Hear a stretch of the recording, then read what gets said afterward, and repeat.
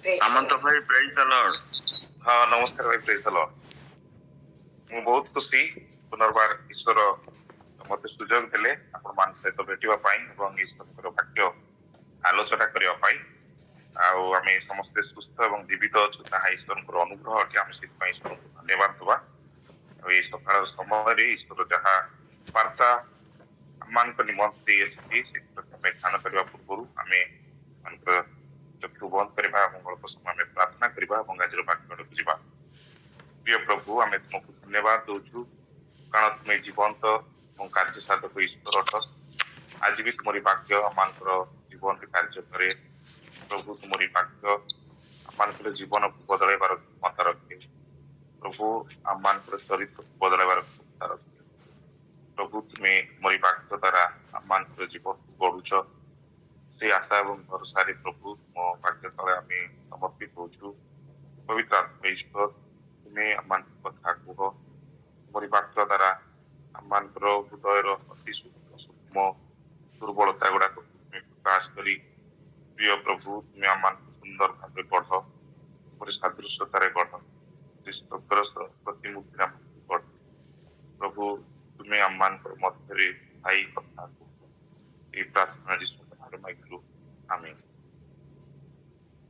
ମୁଁ ଗତ ଥର ଲାଷ୍ଟ ଟାଇମ ମୁଁ ଯେତେବେଳେ ଆଲୋଚନା କରିଥିଲି ଆପଣମାନଙ୍କ ସହିତ, କାହାର ମନେ ଅଛି କି କୋଉ ବିଷୟ ଆଲୋଚନା କରିଥିଲି? ମୁଁ ତ ପ୍ରଶ୍ନ ପଚାରେ, ତେଣୁ ମତେ କ୍ଷମା କରିବେ।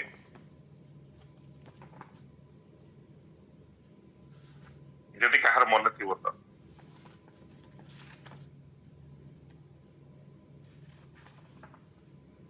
ଗୋଟିଏ ପ୍ରଫେଟିକ ବୁକ୍ ଉପରେ ଆଲୋଚନା କରିଥିଲେ। ଭବିଷ୍ୟତ ବକ୍ତାଙ୍କର ପୁସ୍ତକ ମାଇନର ପ୍ରଫେଟ।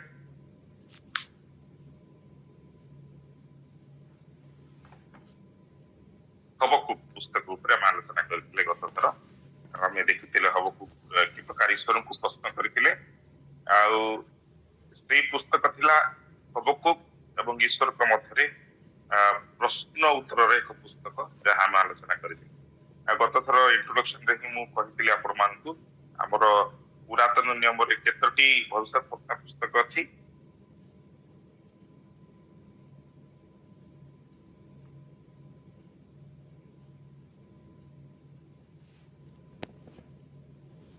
17ଟି ଆଜ୍ଞା। 17ଟି ଅଛି। 17ଟି ଭବିଷ୍ୟତ ବକ୍ତା ପୁସ୍ତକ। ସେଇଠୁ ଆମେ କହୁଛୁ ମେଜର ପ୍ରଫେଟିକ ବୁକ୍, ସେଟା 5ଟା ଅଛି। ଆଉ ବାକି ମାଇନର ପ୍ରଫେଟିକ ବୁକ୍ ଯାହା, ସେଟା 12ଟା ଅଛି। ଅର୍ଥାତ ବଡ ବଡ ଭବିଷ୍ୟତ ମାନେ ବଡ ପୁସ୍ତକ ଯାହା ଆମେ କହିବା, ସେଟା ହଉଛି 5ଟା। ଆଉ ତାପରେ ହଉଛି ମାଇନର ପ୍ରଫେଟିକ ବୁକ୍, ଯୋଉଟା କି 12ଟା। ୟାର କଣ୍ଟେକ୍ସଟ କୁ ଆମେ ଯଦି ନ ବୁଝିବା ତାହେଲେ ପ୍ରଫେଟିକ ବୁକ୍ ଆମେ ବୁଝିପାରିବାନି। ମୁଁ ଆଉ ଏକ ପ୍ରଫେଟିକ ବୁକ୍ ଆଜି ଆଲୋଚନା କରିବା ପାଇଁ ଚାହେଁ।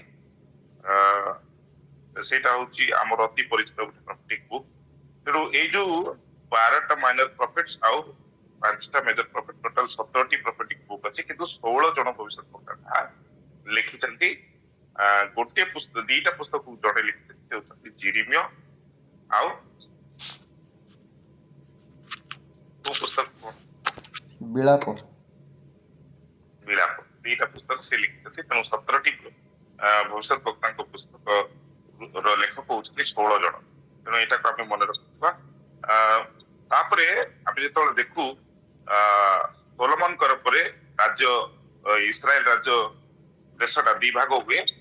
ଆଉ ଉତ୍ତର, ଯୋଉଟା କି ନର୍ଦର୍ନ କିଙ୍ଗଡମ କହୁଛନ୍ତି, ଉତ୍ତର ଭାଗଟା ଇସ୍ରାଏଲ ରୁ ହଉଛି ଏବଂ ତଳ ଭାଗଟା ହଉଛି ଜିହୁଦା। ଆଉ ଏଇଠି ତାପରେ ରାଜା ମାନଙ୍କର ଶାସନ ହୁଏ, ମାନେ ଇସ୍ରାଏଲ ଏବଂ ଜିହୁଦାରେ। ଆଉ ଯେତେବେଳେ ରାଜା ମାନେ ଶାସନ କରୁଛନ୍ତି, ସେଇ ସମୟରେ ସେମାନଙ୍କୁ ଈଶ୍ୱରଙ୍କର ବାକ୍ୟ ଏଇମାନେ ନେଇକି ଯାଉଛନ୍ତି। ଏଇ ଯୋଉ ପ୍ରଫେଟିକ ବୁକ୍ ରେ ଆମେ ଯେମାନଙ୍କୁ ଦେଖୁଛୁ, ଏଇ 17ଟି ପ୍ରଫେଟିକ ବୁକ୍ କୁ ଡିଭାଇଡ କରାଯାଇଛି। ବିଭିନ୍ନ ସମୟରେ ବିଭିନ୍ନ ଭବିଷ୍ୟତ ବକ୍ତା ଯାଇକି ସେମାନେ କଥା କହୁଛନ୍ତି। ଆମେ ଯଦି ଦେଖୁ, ଇସ୍ରାଏଲରେ ପ୍ରାୟ 20 ଜଣ ରାଜା, ଜିହୁଦାରେ ପ୍ରାୟ 20 ଜଣ ରାଜା। କିନ୍ତୁ ଇସ୍ରାଏଲରେ 20 ଜଣ ରାଜା, ସେମାନେ ଦୁଷ୍ଟ ରାଜା ଅଟନ୍ତି। କିନ୍ତୁ ଜିହୁଦାରେ କେତେ ରାଜା ଭଲ ରାଜା ଏବଂ କେତେ ଜଣ ଦୁଷ୍ଟ ରାଜା। ଆଉ ଯେତେବେଳେ ଏଇ ରାଜା ମାନେ ଶାସନ କରୁଛନ୍ତି, ସେ ସମୟରେ ଈଶ୍ୱର କିଛି ଏଇ ଭବିଷ୍ୟତ ବକ୍ତା ମାନଙ୍କୁ ଉତ୍ତର ରାଜ୍ୟକୁ ଏବଂ ଦକ୍ଷିଣ ରାଜ୍ୟକୁ ଅର୍ଥାତ ଇସ୍ରାଏଲକୁ ଏବଂ ଯହୂଦାକୁ ସେ ପଠଉଛନ୍ତି ସେମାନଙ୍କୁ ଈଶ୍ୱରଙ୍କର ନିକଟକୁ ଫେରିବା ପାଇଁ, ଅର୍ଥାତ ଈଶ୍ୱରଙ୍କର ବାଧ୍ୟ ହେବା ପାଇଁ ଏବଂ ଈଶ୍ୱରଙ୍କର ଇଚ୍ଛା ଅନୁଯାୟୀ ଏକ ଜୀବନ କାଟିବା ପାଇଁ। କିନ୍ତୁ ଆମେ ଦେଖୁଛୁ ଇସ୍ରାଏଲ ଦେଶରେ ଏଇ ଯୋଉ ରାଜା ମାନେ ସେମାନେ ଈଶ୍ୱରଙ୍କର ଅବାଧ୍ୟ ହେଇଛନ୍ତି, ଆଉ ଈଶ୍ୱରଙ୍କର ଅବାଧ୍ୟ ହେବା ହେତୁ ଈଶ୍ୱର ସେମାନଙ୍କୁ ଅସୁରୀୟ ବୋଲି ଗୋଟେ ଦେଶ ଆଶ୍ରିୟାନ୍ସ ମାନଙ୍କ ହାତରେ ସମର୍ପଣ କରୁଛନ୍ତି। ଆଉ ଆଶ୍ରିୟାନ୍ସ ମାନେ ସେମାନେ ଇସ୍ରାଏଲ ଦେଶକୁ ଆକ୍ରମଣ କରିକି ସମ୍ପୂର୍ଣ୍ଣ ଭାବରେ ଧ୍ୱଂସ କରୁଛନ୍ତି।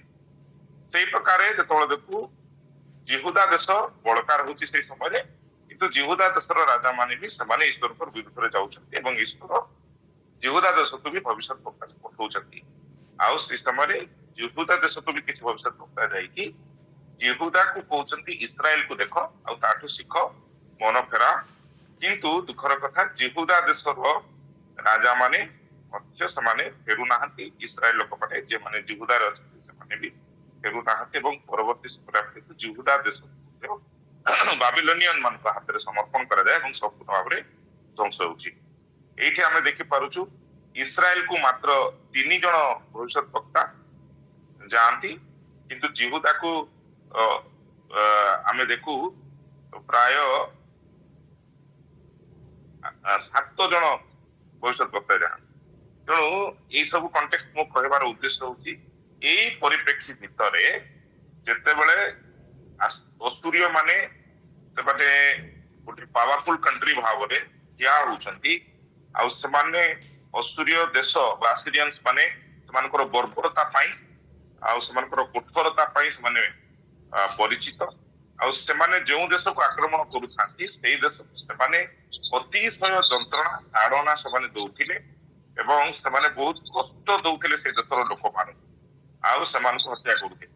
ଏ ପ୍ରକାର ଏକ ଦେଶ ବର୍ବରତା, ନିଷ୍ଠୁରତା ଆଉ ଫୁଲ ମାନେ ଇମୋରାଲିଟିସ୍ ଅନେକ ପ୍ରକାର ଅନୈତିକତା ଭିତରେ ସେଇ ଦେଶ ବାସ କରୁଥାଏ, ଅସୁରୀୟ ଦେଶ। ଆଉ ଏଇ ଅସୁରୀୟ ଦେଶର ଏ ପ୍ରକାର ପାପ ଏବଂ ମନ୍ଦତା ଭିତରେ ମାନେ ଇସ୍ରାଏଲ ଦେଶର ଶତ୍ରୁ ହେଇଥିବା ବେଳେ, ଇସ୍ରାଏଲ ଲୋକମାନଙ୍କର ଶତ୍ରୁ ହେଇଥିବା ବେଳେ ଏଇ ପ୍ରକାର କଣ୍ଟେକ୍ସଟରେ ଏଇ ପରିପ୍ରେକ୍ଷୀରେ ଇସ୍ରାଏଲରୁ ଈଶ୍ୱର ଜଣେ ଭବିଷ୍ୟତ ବକ୍ତାକୁ କହୁଛନ୍ତି ତମେ ଅସୁରୀୟ ଦେଶର ରାଜଧାନୀ ନିନିବିକୁ ଯାଅ। କିଏ ହେଇଥିବେ ସେ ଭବିଷ୍ୟତ ବକ୍ତା କୁହନ୍ତୁ? ଜୁନୋସ। ଜୁନସ୍ ହେଲା। ଏ ପ୍ରକାର କଣ୍ଟେକ୍ସଟରେ ଜୁନସକୁ ପଠାଯାଉଛି କୋଉଠିକୁ? ନିନିବିକୁ ପଠାଯାଉଛି। ନିନିବି ହଉଛି ଏଇ ଯୋଉ ଅସୁରୀୟ ଦେଶ ମୁଁ ଯାହା କଥା କହୁଥିଲି ବା ଆଶ୍ରିୟାନ୍ସର କ୍ୟାପିଟାଲ ବା ରାଜଧାନୀ ହଉଛି ନିନିବି। ଏମିତି କଣ୍ଟେକ୍ସଟରେ ବର୍ତ୍ତମାନ ଗୋଟେ ଟାସ୍କ ଦିଆହଉଛି ଜୁନସକୁ, ଆଉ ଗୋଟେ ଜଣେ ଭବିଷ୍ୟତ ବକ୍ତା ଭାବରେ ହୁଏତ ସେ ଇଚ୍ଛା କରିଥାନ୍ତେ ପ୍ରଭୁ ମତେ ଇସ୍ରାଏଲକୁ ପଠା ନହେଲେ ଜିହୁଦାକୁ ପଠା, କିନ୍ତୁ ଈଶ୍ୱର ଇଚ୍ଛା କଲେ ଜୁନସ ତମେ ନିନିବିକୁ ଯାଅ।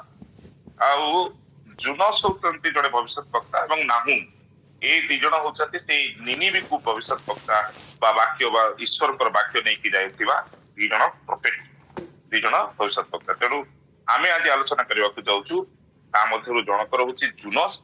ଅତି ପରିଚିତ, ସାନ ବେଳୁ ସଣ୍ଡେ ସ୍କୁଲରୁ ଆମେ ଶୁଣିଛୁ ଜୁନସଙ୍କ ବିଷୟରେ, ଆଉ ସାନ ବେଳୁ ସେ ଆମମାନଙ୍କ ପାଇଁ ଗୋଟେ ହିରୋ, ମାନେ ହି ଇଜ ଅ ବିବ୍ଲିକାଲ ହିରୋ।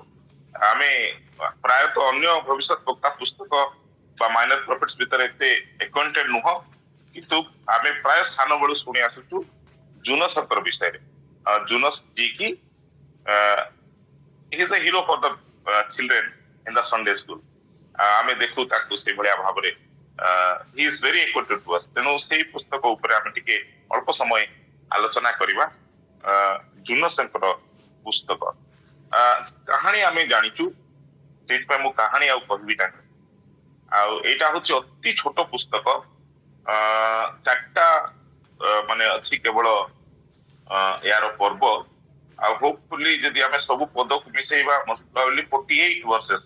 ତେଣୁ ଆପଣ ଯଦି ପଢିବା ପାଇଁ ଚାହିଁବେ ଇଟ୍ ୱିଲ୍ ଟେକ୍ ଅଳ୍ପ ସମୟ ହିଁ ଲାଗିବ, ଆପଣ ସମୟ ବାହାର କରିକି ତାକୁ ପଢିଦେବେ, ଯୋଉଥିରେ ଆପଣ ଆଉଥରେ पूरा फ्रेश कहानी ता आपण अपरे मने पकई पारिबे but I am not going to the stories मु कहानी को जवा पई चाहे नाही किंतु मु जेतबेले जुनसंकर पुस्तक ध्यान करूथली सेतिक बेले मते गोटी विषय अति मोर हृदय को स्पर्श कला ता होची the grace and love for others अनुग्रह बा दया एवं प्रेम अन्य मानकर एज ए बिलीवर विश्वासी भावरे अन्य मानकु आमे कि प्रकार अनुग्रह दया एवं प्रेम करिवार आवश्यकता so that is the theme तेणु सेटा मु थीम भाव रखिया पई चाहे the grace and love for the unbelievers ओ विश्वासी मानक प्रति आम मानकर दया और अनुग्रह एवं सेमानक प्रति आम मानकर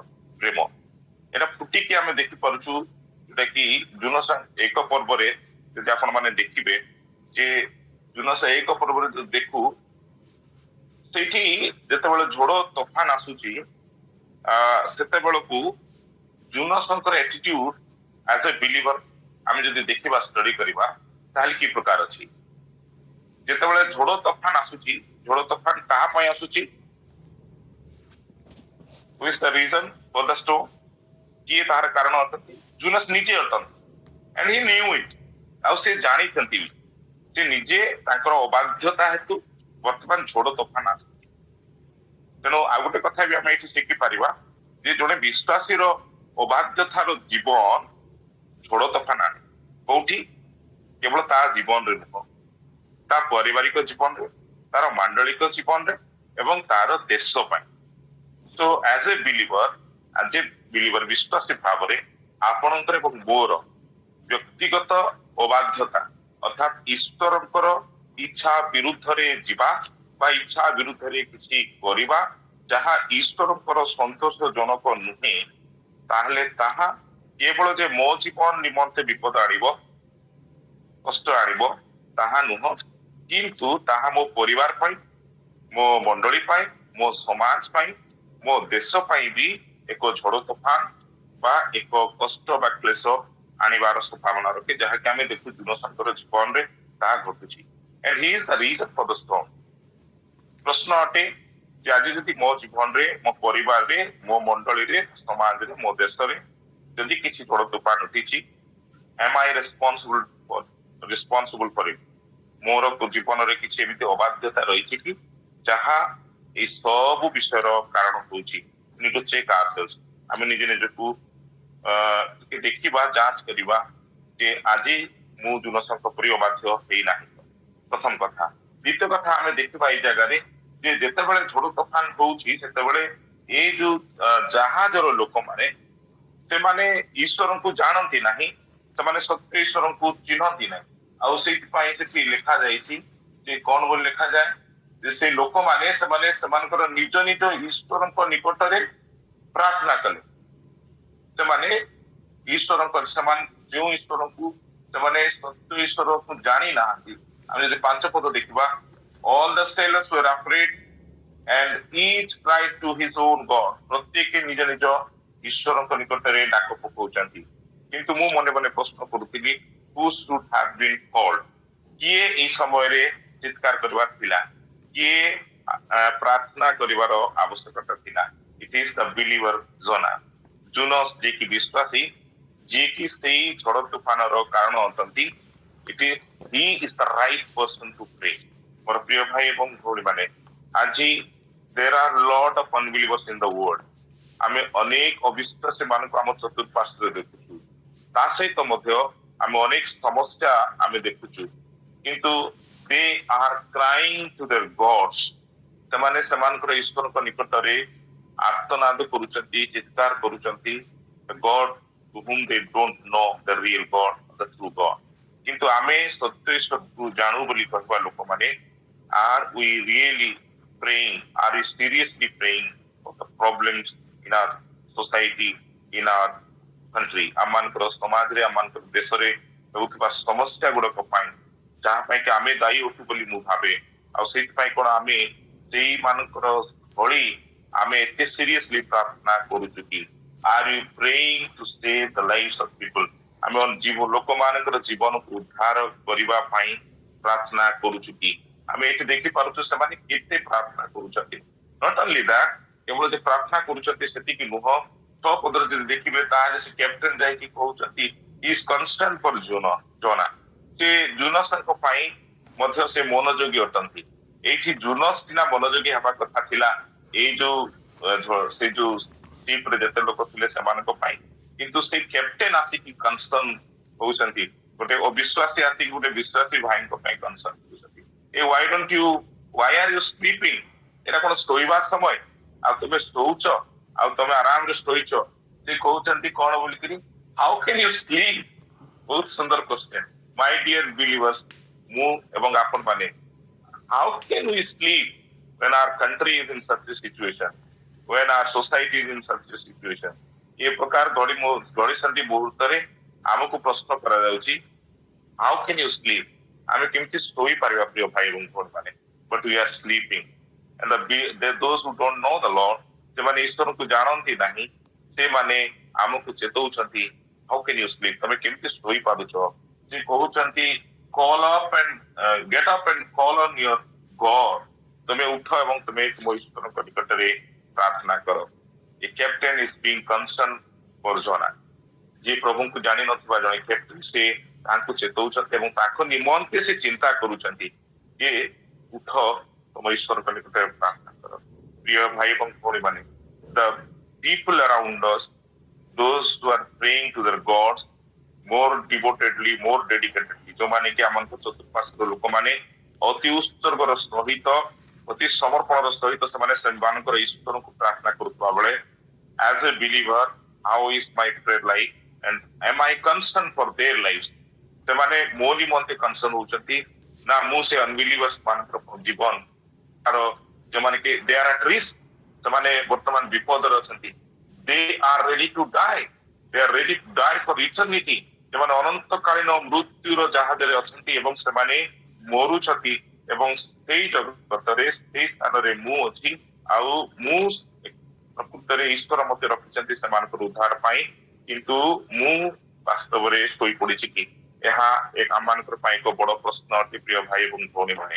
ଯଦି ଜାହାଜ ବୁଡୁଛି, ଅନ୍ୟମାନେ ମରୁଛନ୍ତି, I am responsible for it and I must get up, ମୁଁ ଉଠିବା ଦରକାର, ମୁଁ ମୋ ଈଶ୍ୱରଙ୍କ ନିକଟରେ ପ୍ରାର୍ଥନା କରିବା ଦରକାର, ତାହା ସେ ମନେ ପକାଉଛନ୍ତି। And you cannot flee from God. ଆଉ ଆପଣ ବାହାନା ଦେଖେଇକି ଈଶ୍ୱରଙ୍କ ଠାରୁ ଆପଣ ଖାଇପାରିବେ ନାହିଁ। ଆଉ ଯାହାକି ଭଲ ଭାବରେ ଜାଣୁଛନ୍ତି ଜୁନସ୍, ସେ 9 ପଦରେ କହୁଛନ୍ତି who are you? ସେ ସେତେବେଳେ କହୁଛନ୍ତି ଯେ ମୁଁ ହଉଛି ସେ ବ୍ୟକ୍ତି, I worship the Lord, the God of heaven who made। ହସିବାର ବିଷୟ ଏଠି କଣ ନା, ସେ ଜାଣନ୍ତି ଯେ ମୋ ଈଶ୍ୱର ସମୁଦ୍ରର ଈଶ୍ୱର ଅଟନ୍ତି, ଭୂମିର ଈଶ୍ୱର ଅଟନ୍ତି, ସ୍ୱର୍ଗର ଈଶ୍ୱର ଅଟନ୍ତି। ତଥାପି ସେ ସମୁଦ୍ର ଭିତରେ ଯାଇକି ଈଶ୍ୱରଙ୍କ ନିକଟରୁ ପଳାୟନ କରି ଲୁଚିବା ପାଇଁ ଚେଷ୍ଟା କରୁଛନ୍ତି। My dear friends, it's not time to flee from God. ଆମେ ଈଶ୍ୱରଙ୍କର ଅବାଧ୍ୟ ହେଇ, ଈଶ୍ୱରଙ୍କ ଠାରୁ ଦୂରେଇ ଯାଇ, ଆମେ ଏଇ ସମୟ ନୁହଁ ଯେ ଆମେ ବାହାନା ଦେଖେଇବା, କିନ୍ତୁ ଇଟ୍ is the right time my dear friends, କି ଆମେ କଣ ଯାହା ଜୁନସଙ୍କର ଜୀବନରେ ଆମେ ଦେଖିପାରୁଛୁ। And God is in control. God is in control of the storm. God is control of the law. ଯୋଉଟା କି ସେମାନେ ପରବର୍ତ୍ତୀ ସମୟରେ ଦେଖୁଛୁ ଯେ ସେମାନେ ଗୋଟେ ଲଟ୍ କରୁଛନ୍ତି ବା କିଏ ଦୋଷୀ ତାହା ବାହାର କରୁଛନ୍ତି। ଆଉ ସେଇ ସମୟରେ ଜୁନସଙ୍କ ହିଁ ନାମ ଆସୁଛି ଏତେ ଜଣଙ୍କ ଭିତରେ। So we can see a sovereign God in the midst of this storm. ଆଉ ସେ ଏଇ ଯୋଉ ଝଡ ତୋଫାନକୁ ନିୟନ୍ତ୍ରଣ କରୁଛନ୍ତି, ଆଉ ଯୋଉ ତାଙ୍କର ଲଟ୍ରେ ବି ତାଙ୍କର ନାଁ ଆସୁଛି। So we can see all these things. ଆଉ ଫାଇନାଲି ଆମେ ଦେଖିପାରୁଛୁ, to make it very short, the best thing ଜଣା is doing is ଯେତେବେଳେ ତାଙ୍କୁ ମାଛ ପେଟ ଭିତରେ ପକାଯାଉଛି, and you can see the sovereignty of God in the great fish. ପ୍ରଭୁ ସେଇଟା ବି ସେ ତାଙ୍କର sovereignty, ତାଙ୍କର ଯୋଉ ସାର୍ବଭୌମତା ଉପରେ, he is having the supreme control of the sea, the fish, everything. So ଆମେ ଯେତେବେଳେ ଷ୍ଟର୍ମ ଦେଇକି ଯାଉଛୁ, ସେଇ ସମୟରେ ଆମମାନଙ୍କ ପାଇଁ ଗୋଟେ assurance that God is in control of everything. God is in control of the nature. ଈଶ୍ୱର ପ୍ରକୃତିର ନିୟନ୍ତ୍ରଣରେ ଅଛନ୍ତି। He can control the sea, he can control the fish, he can control everything of our life. ସବୁ ବିଷୟକୁ ଈଶ୍ୱର ନିୟନ୍ତ୍ରଣରେ ରଖିପାରିବେ। ଆମେ କୌଣସି ବାହାନା ଦେଖେଇ ପାରିବା ନାହିଁ ଈଶ୍ୱରଙ୍କର ଅବାଧ୍ୟ ହେବା ପାଇଁ, because God is revealing through it that I am in control. ମୁଁ ସବୁ ବିଷୟର ନିୟନ୍ତ୍ରଣରେ ଅଛି and I can control every situation of our life. ଆମେ ବେଳେବେଳେ ଆମମାନଙ୍କର ପରିସ୍ଥିତିକୁ ବାହାନା ଦେଖେଇ ଆମେ ଈଶ୍ୱରଙ୍କ ଠାରୁ ଦୂରକୁ ଚାଲିଯିବା ପାଇଁ ଚେଷ୍ଟା କରୁ। ଆମେ କହୁ କି ଈଶ୍ୱର ଦେଖ ଏଇଟା ହଉଛି ସେଇଟା ହଉଛି ମୋ ଜୀବନରେ ଏଇ ସମସ୍ୟା ସେଇ ସମସ୍ୟା, ଭାଇ ମୁଁ କେମିତି ଈଶ୍ୱରଙ୍କର କାମ କରିବି, ଭାଇ ମୁଁ କେମିତି ଉପାସନା ଆସିବି, କି ଭାଇ ମୁଁ କେମିତି ପ୍ରାର୍ଥନା କରିବି, ମୋ ସମସ୍ୟା ଏତିକି, ମୋର ସମସ୍ୟା ଅତି ଜଟିଳ। I can give lot of excuses, but God is showing through this. ଈଶ୍ୱର ଏହା ପ୍ରକାଶ କରୁଛନ୍ତି I am in control of everything. ମୁଁ ସବୁ ବିଷୟର ନିୟନ୍ତ୍ରଣରେ ଅଛି and God can control your situation and my situation. There is no place for excuses. ଆମେ ବାହାନା କରିବା ପାଇଁ କୌଣସି ସୁଯୋଗ ଈଶ୍ୱର ଦେଇନାହାନ୍ତି। Let us come to chapter 2 and see ଯେ ଯାହା କରିବାର ଆବଶ୍ୟକତା ଥିଲା ବୋଧେ ଜୁନସ୍ ପରବର୍ତ୍ତୀ ସମୟରେ ଯେତେବେଳେ ମାଛ ପେଟରେ ଅଛନ୍ତି, when he is an extreme ମାନେ ଆଉ ଟିକେ କଷ୍ଟକର ପରିସ୍ଥିତି ଭିତରକୁ ଗଲେ ଆଉ ଈଶ୍ୱର ତାଙ୍କୁ ଏଲାଉ କରୁଛନ୍ତି when we don't repent, ଆମେ ଯେତେବେଳେ ରିପେଣ୍ଟ କରିନଥାଉ, ମନ ଫେରେଇ ନଥାଉ, ସେତେବେଳେ ଈଶ୍ୱର ଆମମାନଙ୍କୁ ଆଉ କଠିନ ପରିସ୍ଥିତି ମଧ୍ୟକୁ ନେଇକି ଯାଆନ୍ତି ଯୋଉଠି ସେ ଚାହାନ୍ତି ଯେ ଆମମାନେ ବାଧ୍ୟ ହବା ଆମେ ଈଶ୍ୱରଙ୍କ ନିକଟକୁ ଫେରିବା। ପ୍ରିୟ ଭାଇ ଏବଂ ଭଉଣୀମାନେ, ଏମିତି କିଛି ପରିସ୍ଥିତି ଦେଇକି ଆପଣ ଗତି କରୁଛନ୍ତି କି ଆପଣଙ୍କ ଜୀବନରେ ଏମିତି କିଛି କଷ୍ଟ ଯନ୍ତ୍ରଣା ଦୁଃଖ କୌଣସି ବିଷୟ ଯାହା ଦେଇକି ଗତି କରୁଛନ୍ତି, then it is God who has allowed you to go through that. ଏହା ଈଶ୍ୱର ଆପଣଙ୍କୁ ହୁଏତ ଆପଣଙ୍କର ଫେରିବା ପାଇଁ, ଆପଣଙ୍କର ରିପେଣ୍ଟାନ୍ସ ପାଇଁ, ଅନୁତାପ କରିକି ଫେରିକି ଈଶ୍ୱରଙ୍କର ବାଧ୍ୟ ହେବା ପାଇଁ ଈଶ୍ୱର ହୁଏତ ଆପଣଙ୍କର ଜୀବନରେ ତାହା ଅନୁମତି ଦେଇଛନ୍ତି, ଯାହାକି ଜୁନସ୍ଙ୍କ ଜୀବନରେ ଘଟିଥିଲା। But the right thing ଜୁନସ୍ ଯାହାକି ଠିକ ବିଷୟ କଲେ, ଆଉ ସେ ନିଜକୁ ସମର୍ପିତ କଲେ ଈଶ୍ୱରଙ୍କ ନିକଟରେ, ଆଉ ସେ ଈଶ୍ୱରଙ୍କ ନିକଟରେ କ୍ଷମା ପ୍ରାର୍ଥନା କଲେ। ଆଉ ଈଶ୍ୱର ମାଛ ପେଟ ଭିତରୁ ବି ଆମର ପ୍ରାର୍ଥନା ଶୁଣନ୍ତି। ସେଇଟା ଲେଖା ହେଇଛି, ଆମେ ଦେଖୁ ଜୁନସ୍ କହୁଛନ୍ତି in my distress I called to you the Lord and he answered me. ଆଉ ସେ କହୁଛନ୍ତି from the depths of the grave I called for help and you listened my cry. ହୁଏତ ଆପଣଙ୍କୁ ଲାଗିଥିବ ଯେ ମୁଁ ଈଶ୍ୱରଙ୍କ ଠାରୁ ବହୁତ ଦୂରକୁ ଚାଲି ଯାଇଛି, ଗୋଟେ ଗୋପନୀୟ ସ୍ଥାନରେ ଅଛି, ମତେ ଆଉ ଈଶ୍ୱର ଦେଖୁନାହାନ୍ତି, ମତେ ଈଶ୍ୱର ଶୁଣିବେ ନାହିଁ, ମୁଁ ଏ ପ୍ରକାର ଏକ ପରିସ୍ଥିତି ଭିତରେ ଅଛି ଯେ ଈଶ୍ୱର ମୋର ଡାକ ଆଉ ଶୁଣିବେ ନାହିଁ, ମୁଁ ଏ ପ୍ରକାର ଏକ ଜାଗାରେ ଅଛି ଯୋଉଠୁ ଈଶ୍ୱର ମୋର ହୁଏତ ରବ ଶୁଣିବେ ନାହିଁ। ତାହା ଭୁଲ ଅଟେ ପ୍ରିୟ ଭାଇ ଏବଂ ଭଉଣୀମାନେ। God will answer you from wherever you are. ଆପଣ ଯେତେ ଦୂରକୁ ଯାଇଥାନ୍ତୁ ନା କାହିଁକି ଈଶ୍ୱରଙ୍କ ଠାରୁ, ଆପଣ ଯେତେ ପାପର ଜୀବନରେ ଛନ୍ଦି ହେଇଥାନ୍ତୁ ନା କାହିଁକି, He is a loving God. He is a gracious God. He is full of grace and love. ସେ ଅତି ଦୟା ଏବଂ ପ୍ରେମରେ ପୂର୍ଣ୍ଣ ଈଶ୍ୱର ଅଛନ୍ତି। ସେ ଆଜି ବି ଆପଣଙ୍କୁ ସେତିକି ପ୍ରେମ କରନ୍ତି ଯେତିକି ଆପଣଙ୍କୁ ପ୍ରଥମେ ପ୍ରେମ କରୁଥିଲେ। ସେ ଜୁନସ୍କୁ ଏବେ ସେ ମାଛ ପେଟରେ ଥିବା ବେଳେ ବି ସେମିତି ସମାନ ପ୍ରେମ କରନ୍ତି। ଆଉ ସେ ଜୁନସ୍ର ପ୍ରାର୍ଥନା ମାଛ ପେଟରୁ ଯଦି ଶୁଣିଛନ୍ତି ମୋର ପ୍ରିୟ ଭାଇ ଏବଂ ଭଉଣୀମାନେ, ସେ ଆପଣଙ୍କର ଜୀବନର ଯେକୌଣସି ପରିସ୍ଥିତିରେ ଆପଣ ଥାଆନ୍ତୁ ନା କାହିଁକି, if you pray, if you repent for your sin, ଯଦି ଆପଣ ଆପଣଙ୍କର ପାପ ପାଇଁ ଯଦି ଅନୁତାପ କରିବେ ଆଉ ଆପଣ ପାପ ଛାଡିକି ଯଦି ଈଶ୍ୱରଙ୍କ ନିକଟକୁ ଫେରି କହିବେ yes Lord I will obey you, ପ୍ରଭୁ ମୁଁ ତୁମର ବାଧ୍ୟ ହେବି, ତାହେଲେ ଈଶ୍ୱର ନିଶ୍ଚିତ ଭାବରେ ଆପଣଙ୍କର ପ୍ରାର୍ଥନା ଶୁଣିବେ, ଆପଣଙ୍କୁ ଉତ୍ତର ଦେବେ, ଆପଣଙ୍କୁ ମାଛ ପେଟରୁ ଉଦ୍ଧାର କରିବେ, ଅର୍ଥାତ୍ ଆପଣଙ୍କର ସମସ୍ୟାରୁ ଆପଣଙ୍କୁ ଉଦ୍ଧାର କରିବେ। ଆମେ ଚେପ୍ଟର 2 ରେ ଦେଖୁ ଯେ ଶେଷ ପଦରେ ତାହାପରେ ଈଶ୍ୱର ମାଛକୁ ଆଦେଶ ଦଉଛନ୍ତି ଆଉ ମାଛ ତାହାକୁ କଣ କହୁଛି, ଭମିଟିଂ ଜଣା onto the dry land, ଆଉ ସେ ଶୁଷ୍କ ଜାଗାକୁ ତାହାକୁ ସେ ମାଛ ବାହାର କରୁଛି। God will deliver you from all the problems, all the sufferings.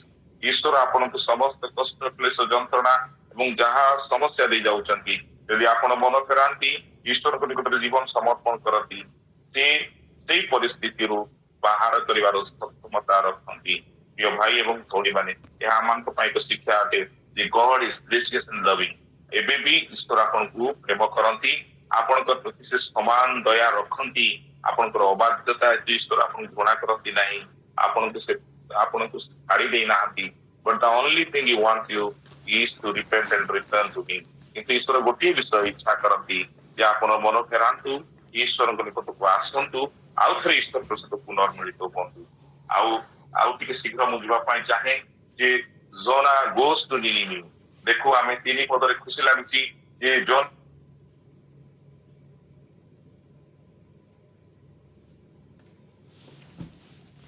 ସେ ନିନିବିକୁ ଯାଆନ୍ତି, ଆଉ ଈଶ୍ୱର ଯୋଉ ବାକ୍ୟ ଦେଇଛନ୍ତି ମନୋପ୍ରେମର ବାକ୍ୟ, ଆଉ ସେ ନିନିବିରେ ଯେତେବେଳେ ପ୍ରଚାର କରନ୍ତି, ଆଉ ସେ ଗୋଟିଏ ପ୍ରଚାର କରିବା ମାତ୍ରକେ ସାଙ୍ଗେ ସାଙ୍ଗେ ସେ ଲୋକମାନେ including the king of the nation, ଆଉ ସେ ରାଜା ବି କିଙ୍ଗ ଅଫ ନିନିବି, ସିଏ ବି ସାଙ୍ଗେ ସାଙ୍ଗେ ଅନୁତାପ କରୁଛନ୍ତି। What A good news. ଗୋଟେ ବିଜାତୀୟ ଦେଶରେ ଯାଇକି ସେ ପ୍ରଚାର କରୁଛନ୍ତି ଯୋଉଠି କି କେହି ଈଶ୍ୱରକୁ ଜାଣନ୍ତି ନାହିଁ, ସତ୍ୟ ଈଶ୍ୱରକୁ। ଆଉ ନିନିବିଙ୍କର ଗୋଟିଏ ପ୍ରଚାରରେ ଅନ୍ ଦ ଫାର୍ଷ୍ଟ ଡେ ବୋଲି ଲେଖା ହେଇଛି। ଆଉ ଯେତେବେଳେ ସେ ପ୍ରଚାର କରନ୍ତି ସେ ସହରରେ, ଅନେକ ଲୋକ ସହର ସମ୍ପୂର୍ଣ୍ଣ ଭାବରେ ଅନୁତାପ କରୁଛି, ଈଶ୍ୱରଙ୍କୁ ଫେରୁଛି। ଆଉ ଯେତେବେଳେ ସେମାନେ ଅନୁତାପ କରୁଛନ୍ତି, ଆଉ ଆମେ ଯଦି 10 ପଦ ଦେଖିବା, ଈଶ୍ୱର when God saw what they did and how they returned from their evil ways, he had compassion. ଏଠି ଆମେ ଆଉ ଗୋଟେ ବିଷୟ ଆମେ ଦେଖିପାରୁଛୁ, ଆଉ ଏକ ଅଧ୍ୟାୟ ଦେଖିପାରୁଛୁ। କେବଳ ଈଶ୍ୱର ବିଶ୍ୱାସୀ ମାନଙ୍କ ପ୍ରତି ଗ୍ରେସ୍ ଆଣ୍ଡ ଫେଭର ଦିଅନ୍ତି ନାହିଁ, ବା ଈଶ୍ୱର କେବଳ ବିଶ୍ୱାସୀ ମାନଙ୍କୁ ଦୟା ଏବଂ ପ୍ରେମ କରନ୍ତି ନାହିଁ, ଏ ଅନ୍ୟ ବିଶ୍ୱାସୀ ସେମାନେ ଈଶ୍ୱରଙ୍କୁ ଜାଣନ୍ତି ନାହିଁ, ଅନବିଲିଭର ମାନଙ୍କୁ ମଧ୍ୟ ଈଶ୍ୱର ସମାନ ପ୍ରକାର ଦୟା ଏବଂ ପ୍ରେମ ଦେଖାନ୍ତି। ଇଫ୍ ଏ ଅନବିଲିଭର, ଜଣେ ଅବିଶ୍ୱାସୀ, ଜଣେ ବିଜାତୀୟ ଭାଇ କିମ୍ବା ଭଉଣୀ ଯଦି ସେ ଈଶ୍ୱରଙ୍କ ନିକଟକୁ ଫେରନ୍ତି, ସେ ସମାନ ଦୟା ଏବଂ ପ୍ରେମ ଦେଖାନ୍ତି, କ୍ଷମା କରିବାକୁ, ଗ୍ରହଣ କରିବାକୁ। ତାହା ଆମେ ଦେଖିପାରୁଛୁ 3 ପଦରେ। ଈଶ୍ୱର ନିନିବେର ଲୋକମାନଙ୍କୁ ଦୟା କଲେ, he had compassion on them, ସେ ସେମାନଙ୍କ ପ୍ରତି ଦୟାରେ ବିଗଳିତ ହେଲେ ଏବଂ କ୍ଷମା କରୁଛନ୍ତି, ଆଉ ସେ ସେମାନଙ୍କୁ ଦଣ୍ଡ ଦେଉ ନାହାନ୍ତି। It's a beautiful message for all of us ଯେ ଆମେ ଯଦି ଈଶ୍ୱରଙ୍କର ବାଧ୍ୟ ହେବା ଆଉ ତାହାଙ୍କର ସୁସମାଚାରକୁ ଆମେ ନେଇକି ଯିବା, ତାହେଲେ ନିଶ୍ଚିତ ଭାବରେ ସେମାନେ ମନ ଫେରେଇବେ। ଏହା ଆମମାନଙ୍କର ଭୁଲ ଧାରଣା ଅଟେ। ଆଉ ବେଳେ ବେଳେ ଯେମିତିକି ଆମେ ଦେଖୁ ଜୁନସ୍ ସେ ଚାହାନ୍ତି ନାହିଁ ଯେ ଆଉ ଅସୁରୀୟ ଦେଶର ଶତ୍ରୁ ମାନେ, ଅସୁରୀୟ ଦେଶ ହଉଛି ଇସ୍ରାଏଲର ଶତ୍ରୁ, they are the enemies of God as well as enemies of the Israel।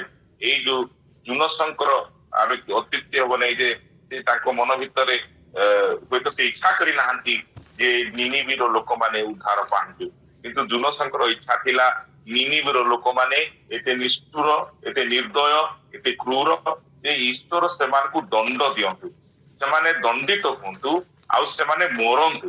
ଏହା ଜୁନସଙ୍କର ବ୍ୟକ୍ତିଗତ ଇଚ୍ଛା ଥିଲା। କିନ୍ତୁ ମୋର ପ୍ରିୟ ଭାଇ ଭଉଣୀ ମାନେ, God never wants their enemies to be destroyed। ମୋର ପ୍ରିୟ ଭାଇ ଏବଂ ଭଉଣୀ ମାନେ, ଆମମାନଙ୍କର ଈଶ୍ୱର ସେ କେବେ ବି ଆମମାନଙ୍କର ଶତ୍ରୁ ମାନଙ୍କର ବିନାଶ ଚାହାନ୍ତି ନାହିଁ। ସେ କେବେ ବି ଚାହିଁବେ ନାହିଁ କୌଣସି ବ୍ୟକ୍ତି ମରିଯାଆନ୍ତୁ ବୋଲି। ପାପୀ ଯେ ଆପଣ କୁପଥରୁ ବଞ୍ଚିବ, ତାହା ଈଶ୍ୱରଙ୍କର ଇଚ୍ଛା। ସେ କେବେ ଚାହାନ୍ତି ନାହିଁ ଗୋଟିଏ ପାପୀ ବିନଷ୍ଟ ହଉ ବୋଲି। ପ୍ରିୟ ଭାଇ ଏବଂ ଭଉଣୀ ମାନେ, what is your attitude towards your ଏନିମିଜ?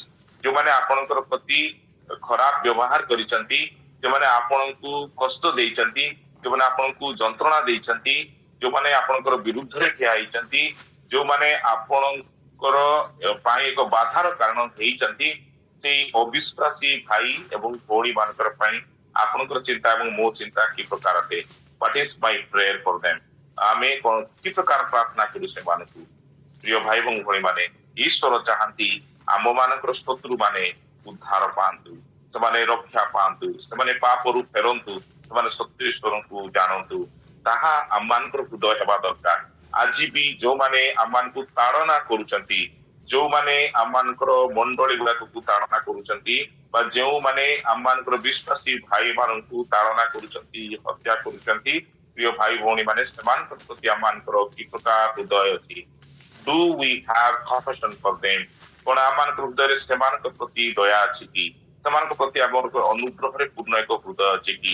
ଆମମାନେ ସେମାନଙ୍କୁ ଦେଖିଲା ବେଳକୁ, ସେମାନଙ୍କ କଥା ଭାବିଲା ବେଳକୁ ଆମ ମଧ୍ୟରେ ସେମାନଙ୍କର ପ୍ରତି ପ୍ରେମ ଉଛୁଳି ପଡୁଛି କି? ଏହା ଏକ ବଡ ପ୍ରଶ୍ନ ଅଟେ। ଯେହେତୁ ଈଶ୍ୱର ଚାହାନ୍ତି ଈଶ୍ୱରଙ୍କର ଭଳି ହୃଦୟ ଆମମାନଙ୍କର ହଉ।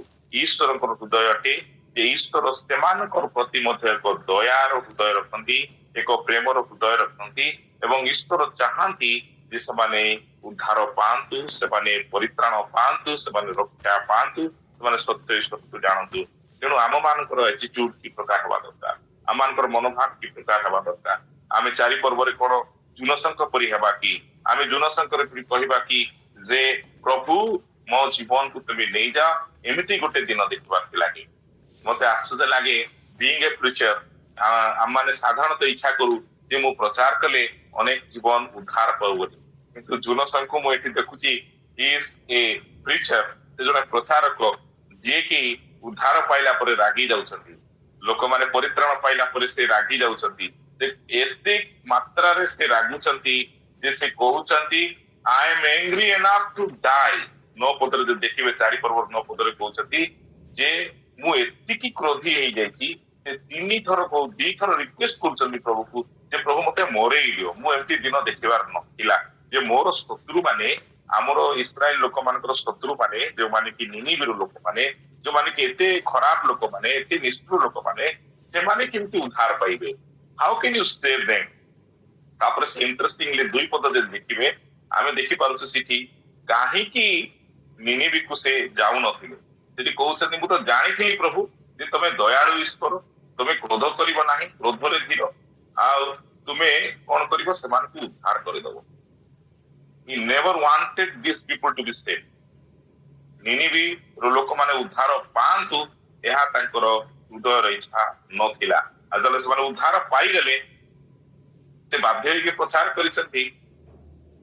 ଆଉ ଯେତେବେଳେ ସେ ଉଦ୍ଧାର ପାଇଯାଇଛନ୍ତି, ସେ ସେତେବେଳେ ଖୁସି ନୁହନ୍ତି, ସେ ରାଗୁଛନ୍ତି। ଏତେ ମାନେ ସେ ଡିପ୍ରେସନକୁ ଯାଇଛନ୍ତି। ସେ କହୁଛନ୍ତି ଇଟ୍ ଇଜ ବେଟର ଫର ମି two die than to leave. ସେ 2 ଥର କହୁଛନ୍ତି ମୁଁ ବଞ୍ଚିବା ଅପେକ୍ଷା ମୋ ନିମନ୍ତେ ମରିଯିବା ଭଲ ବୋଲିକି। ମୋର ପ୍ରିୟ ଭାଇ ଏବଂ ଭଉଣୀ ମାନେ, ସେତେବେଳେ ଗୋଟେ ଇଲୁଷ୍ଟ୍ରେସନ ଦ୍ୱାରା ଈଶ୍ୱର କଥା କହନ୍ତି। And also we can see the subtlety of God. ଆମେ ସେଇଠି ଦେଖିପାରୁଛୁ ଯେ ଗୋଟେ ଦ୍ରାକ୍ଷାରତା ସେଠି ଉଠୁଛି, ଈଶ୍ୱର ତାକୁ ବଢଉଛନ୍ତି, ଆଉ ତାପରେ ସେଟାକୁ ଗୋଟେ କୀଟ ପଠଉଛନ୍ତି, ତାପରେ ସୂର୍ଯ୍ୟର ତେଜ ପଠଉଛନ୍ତି, କଷ୍ଟ ଦଉଛନ୍ତି। ଏ ସବୁ ଦ୍ୱାରା ଆମେ ଦେଖିପାରୁଛୁ ଈଶ୍ୱରଙ୍କର ପ୍ରକୃତି ଉପରେ କେତେ ନିୟନ୍ତ୍ରଣ ଅଛି। ସେ ଈଶ୍ୱର ନିୟନ୍ତ୍ରଣ କରୁଛନ୍ତି ପ୍ଲାଣ୍ଟସ କୁ, ଆଉ ସେ କୀଟକୁ, ଏବଂ ସେ ସୂର୍ଯ୍ୟର କିରଣକୁ, ଆଉ ସେ ବହୁଥିବା ସେ ପବନ, ଗରମ ପବନକୁ। Is in control of all the nature, whole nature, ପୁରା ପ୍ରକୃତିର ନିୟନ୍ତ୍ରଣ ଅଛନ୍ତି। ଆଉ ସେଇଠି ଈଶ୍ୱର ଗୋଟେ ପଦ କହୁଛନ୍ତି ଯେ ଏତେ ଲୋକ ନିନିବିରେ ଅଛନ୍ତି, ସେ କହୁଛନ୍ତି 120,000 people, how can should I not be concerned about that great city? ଆଜିର କଣ୍ଟେକ୍ସଟ ମୁଁ କହିବା ପାଇଁ ଚାହେଁ ମୋର ପ୍ରିୟ ଭାଇ ଏବଂ ଭଉଣୀ ମାନେ, 140 କୋଟି ଲୋକ ଇଣ୍ଡିଆରେ ଅଛନ୍ତି ଯେଉଁମାନେ ଈଶ୍ୱରକୁ ଜାଣନ୍ତି ନାହିଁ, ଯେଉଁମାନେ ପାପର ଜୀବନ କାଟନ୍ତି। ଆଉ ଈଶ୍ୱର କହୁଛନ୍ତି ଏତେ ବଡ ଦେଶ ପାଇଁ should I not be concerned for this great country? ମୋର ପ୍ରିୟ ଭାଇ ଏବଂ ଭଉଣୀ ମାନେ, ଈଶ୍ୱର ଆମ ଦେଶ ପାଇଁ କନସର୍ନ ଅଛନ୍ତି। ତାଙ୍କର ଚିନ୍ତା ଅଛି, ବୋଝ ଅଛି, ସେମାନେ ଉଦ୍ଧାର ପାଆନ୍ତୁ ବୋଲି। ମୋର ପ୍ରିୟ ଭାଇ ଏବଂ ଭଉଣୀ ମାନେ, do I have the same heart of God? Do I have the concern for my country? Do I have concern for my neighbours? ମୁଁ ଯୋଉ ସହରରେ ରହୁଛି ସେଇ ସହରର ଲୋକମାନଙ୍କ ପାଇଁ, ମୁଁ ଯୋଉ ଗଳିରେ ରହୁଛି ସେଇ ଗଳିର ଲୋକମାନଙ୍କ ପାଇଁ। My dear friends, there are a lot of people dying without Christ. ମୋର ପ୍ରିୟ ଭାଇ ଏବଂ ଭଉଣୀ ମାନେ, ଅନେକ ଲୋକ ଆଜି ଖ୍ରୀଷ୍ଟଙ୍କୁ ନ ଜାଣି ମରୁଛନ୍ତି। ମୋର ଚତୁଃପାର୍ଶ୍ୱରେ ଯୁବା ଯୁବତୀ ମାନେ ଆଜି ନିଶାରେ ଛନ୍ଦି ହେଇଛନ୍ତି। And we are sleeping in the street. ଆଉ ଆମେ ଅବାଧ୍ୟତାର ଜୀବନ କାଟୁ କାଟୁ ଆମେ ଜାହାଜରେ ଶୋଇପଡିଛୁ। ଆଉ ସେଇମାନେ ଚିତ୍କାର କରି କହୁଛନ୍ତି how can you sleep when we are dying? ଆଜି ଭାରତ ଦେଶର ସ୍ଥିତି ଲୋକ କହୁଛି how can you sleep my dear believers? ଏ ଯୀଶୁଙ୍କୁ ଜାଣିଥିବା ଖ୍ରୀଷ୍ଟିଆନ ମାନେ, ଏ ସତ୍ୟ ସତ୍ୟ ଜାଣିଥିବା ଖ୍ରୀଷ୍ଟିଆନ ମାନେ, how can you sleep? ଆମେ ସେଲ୍ଫିଶ ହେଇଛୁ ପ୍ରିୟ ଭାଇ ଭଉଣୀ। We are not concerned for others. We are not loving others. ଆମେ ଅନ୍ୟମାନଙ୍କର ଉଦ୍ଧାର ଚାହୁଁନାହୁଁ ଜୁନସଙ୍କ ଭଳି. We want them to die. We have the pleasure and we enjoy the death of our neighbors. ଆମମାନଙ୍କର ପଡୋଶୀ ମାନେ ଯୀଶୁକୁ ନ ଜାଣି ମରିବାଟା ଆମମାନଙ୍କର ପାଇଁ ଆମମାନଙ୍କ ଶତ୍ରୁ ମାନେ ମରିବାଟା ଆନନ୍ଦର ବିଷୟ ପାଲଟିଛି ଜୁନସଙ୍କ. How can we sleep? କେତେ ଦିନ ଶୋଇବା, କେବେ ଉଠିବା? ଆମର ଚତୁଃପାର୍ଶ୍ୱର ଲୋକମାନେ ଚିତ୍କାର କରୁଛନ୍ତି, ଆମେ ମଲୁଣି, ତୁମେ ଶୋଇଛ କି? ଉଠ, ଈଶ୍ୱରଙ୍କ ନିକଟରେ ପ୍ରାର୍ଥନା. ଯଦି ଆଜି ଏ ପ୍ରକାର ପରିସ୍ଥିତି ଆମ ଦେଶରେ ହେଉଛି, ଆମ ରାଜ୍ୟରେ ହେଉଛି, ଆମର ଚତୁଃପାର୍ଶ୍ୱରେ ଯଦି ହେଉଛି, ସମାଜରେ ହେଉଛି, ମୁଁ ନିଜକୁ ଦାୟୀ କରୁଛି. It is due to the life of disobedience of my life. ମୋ ଜୀବନର ଅବାଧ୍ୟତା ଆଜି ଏ ପ୍ରକାର କରିଛି. ପ୍ରିୟମାନେ, ଆମେ ନିଜକୁ ଯାଞ୍ଚ କରିବା. Do I really have the grace and love and concern for others? ନା ଆମେ ଜୁନସଙ୍କ ଭଳି ଆମ ମାନଙ୍କର ଜୀବନ ବି ଏ ପ୍ରକାର ଦୁର୍ବଳତାରେ ପୂର୍ଣ୍ଣ ହେଇଛି. It is time to get up and call our God. ଏହା ସମୟ ଆମମାନେ ଉଠିବା ଆଉ ଶୋଇବା ନାହିଁ. ଈଶ୍ୱରଙ୍କ ନିକଟକୁ ଯିବା, ପୁନର୍ମିଳିତ ହେବା. ଈଶ୍ୱର ଆମମାନଙ୍କୁ ଯୋଉ ଦାୟିତ୍ୱ ଦେଇଛନ୍ତି, ତୁମେ ଯାଅ ଏବଂ ପ୍ରତ୍ୟେକ ଲୋକ ପାଖରେ ସୁସମାଚାର ପହଞ୍ଚାଅ. Whose responsibility ଆମ କାନ୍ଧରେ ଅଛି ପ୍ରିୟମାନେ. ବିଶ୍ୱାସୀ ଭାବରେ ଆମମାନଙ୍କର ପ୍ରତ୍ୟେକଙ୍କର କାମ ସୁସମାଚାରକୁ ନେଇ ପ୍ରତ୍ୟେକ ଲୋକ ପାଖକୁ ପହଞ୍ଚିବା. ଈଶ୍ୱର ଆମମାନଙ୍କୁ ଅନୁଗ୍ରହ କରନ୍ତୁ, ସେ ବୋଝ ଦିଅନ୍ତୁ, ଆଉ ଆମେ ଯେମିତି ସେଇ ଅନୁଗ୍ରହ ଏବଂ ଦୟାରେ ପୂର୍ଣ୍ଣ ହେବା ସେ ଲୋକମାନଙ୍କର ଉଦ୍ଧାର ପାଇଁ ଆଉ ସୁସମାଚାରକୁ ନେଇକି ପହଞ୍ଚେଇବା. ପ୍ରିୟମାନେ, ଯଦ୍ୱାରା ଅନେକ ଜୀବନ ଯୀଶୁଙ୍କୁ ନ ଜାଣି ବିନଷ୍ଟ ନ ହବ, କିନ୍ତୁ ଉଦ୍ଧାର ପ୍ରାପ୍ତ ହବ. ଜୁନସଙ୍କର ଏଇ ଜୀବନ ଦ୍ୱାରା ଈଶ୍ୱର ଆମମାନଙ୍କୁ ଆଜି କଥା କୁହନ୍ତୁ. ଆଜିର କଣ୍ଟେକ୍ସଟ ମୋ ଜୀବନରେ ଆମେ ନିଜକୁ ଯାଞ୍ଚ କରିବା କି କିଛି ଦୁର୍ବଳତା ମୋ ଜୀବନରେ ରହିଛି କି କିଛି ଅବାଧ୍ୟତାର ଜୀବନ ମୁଁ କାଟିଛି, ଯାହା ଈଶ୍ୱରକୁ ଦୁଃଖ ଦଉଛି, ଯାହାର ପରିଣତି ସ୍ୱରୂପ ମୋର ପରିବାର ନଷ୍ଟ ହଉଛି, ମୋର ସମାଜ, ମୋର ମଣ୍ଡଳୀ ଏବଂ ମୋ ଦେଶ ନଷ୍ଟ ହଉଛି. It is time to repent and return. ତାହେଲେ ବ୍ୟକ୍ତିଗତ ଭାବରେ ଆମେ ଅନୁତାପ କରିକି ଫେରିବା, ଈଶ୍ୱରଙ୍କ ନିକଟରେ ପୁନର୍ମିଳିତ ହେବା ଏବଂ ଯାହା ଈଶ୍ୱର ଆମମାନଙ୍କୁ ଦାୟିତ୍ୱ ଦେଇଛନ୍ତି ସେ ଦାୟିତ୍ୱକୁ ବୁଝି ଆମମାନଙ୍କର ଜୀବନରେ ତାହାକୁ ସୁଚାରୁ ରୂପେ ତୁଲେଇବା, ଯୋଉଦ୍ୱାରା ଅନେକ ଜୀବନ ଉଦ୍ଧାର ପ୍ରାପ୍ତ. ଈଶ୍ୱର ହେବା ପାଇଁ ଆମମାନଙ୍କୁ ପ୍ରତ୍ୟେକକୁ ସାହାଯ୍ୟ କରନ୍ତୁ. Thank you so much. ବହୁତ ଧନ୍ୟବାଦ.